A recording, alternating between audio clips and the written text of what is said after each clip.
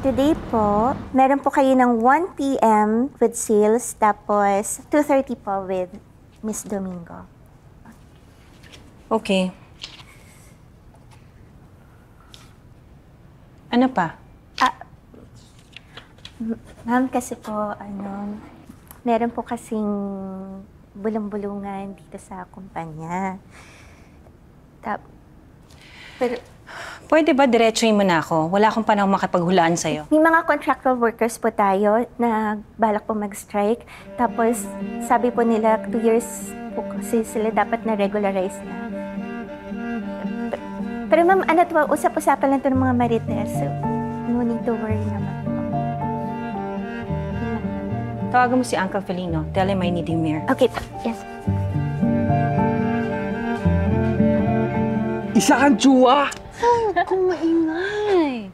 Alam kong Chua nga apelido mo, pero hindi ko inakala na kamag-anak ng mga Cresmont. Ibig sabihin ba niyan, discounted na kami sa roller chips at Super Crunch? Paborito ko yung mga yan eh. Pero, paano babayaran yung utang sa kanila? Ito na nga. Ayaw pa bayaran ni Ate Lily. Ang gusto niya, magtrabaho ako sa Crestmont. Okay lang ba yun sa nanay mo? Hindi nga eh. Bata pa lang ako, ayaw niya nang kilalanin ko yung mga tsuwa. Eh paano pa kaya kung malaman niya ngayon? Baka yun pa ang ikasama ng kondisyon niya. So, kailan ka magsisimula? Ang huling sabi kasi sa akin ni Ate Lily, padadalhan niya na lang daw ng kontrata. Hindi kaya yun yung dinala namin kanina? Alin? May dumating kasi na envelope sa bahay niyo. Dinala namin kasama ng mga damit ni tita. Saan niya nilagay? Nasa mesa sa kwarto ng nanay mo sa ospital. Tawagan mo si Elvin! Ba't di niyo sinabi sa akin? Sorry, hindi ko alam. Hindi pwedeng malaman ni nanay to kasi kapag nalaman niya na yung mga nagbabayad ng mga paggamot niya, parang kinaksil ko na rin siya.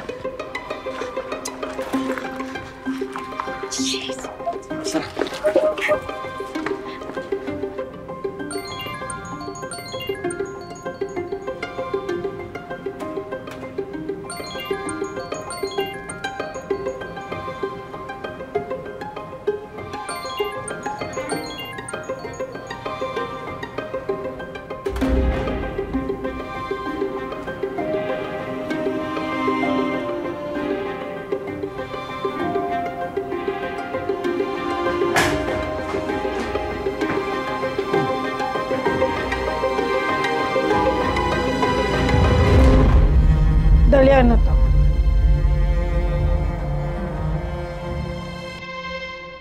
Nagpunta ka sa Crestmont?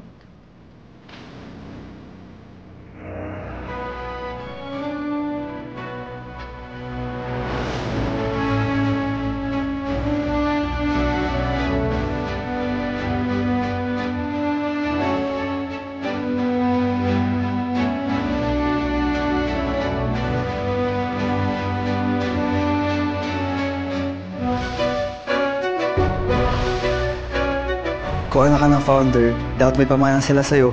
Ano pong bahala sa mga resulta ng lahat ng desisyon ko?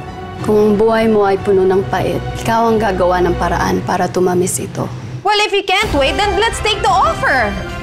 Don't tell me what to do! Ang kapal din ng mukha mo. Ang tapang mo para idemanda ko. Habang mas pinapatagal mo yung sikreto na yan, mas magiging masakit yan para sa nanay mo. Sa daan-daang empleyado ng Crestmont, I'm sure may mga taong hindi masaya sa pamamalakad mo.